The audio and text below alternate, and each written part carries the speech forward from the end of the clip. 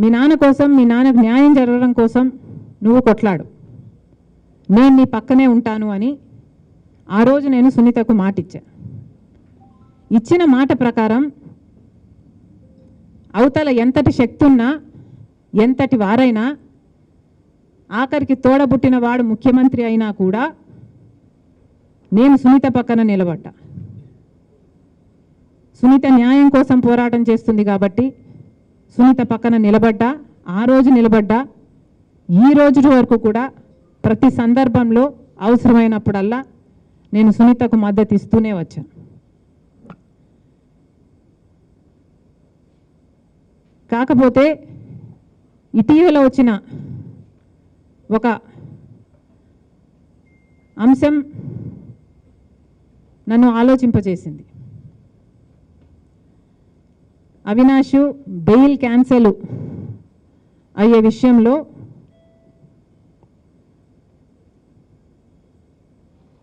Discussions జరుగుతున్న సమయంలో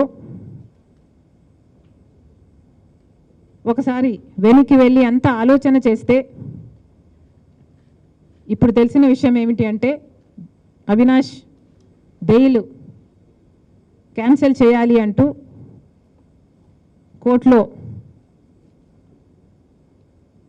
దాఖలైన కేసుకి ఆంధ్రప్రదేశ్ ప్రభుత్వం కూడా ఇప్పుడు అడిషనల్గా వాళ్ళ రిపోర్ట్ ఇవ్వడం జరిగింది. ఆ రిపోర్ట్లో న్యూస్లో వచ్చేంత వరకు నాకు కూడా తెలియదు ఇది. ఆ రిపోర్ట్లో చాలా క్లియర్గా రాసిన అంశం ఏమిటంటే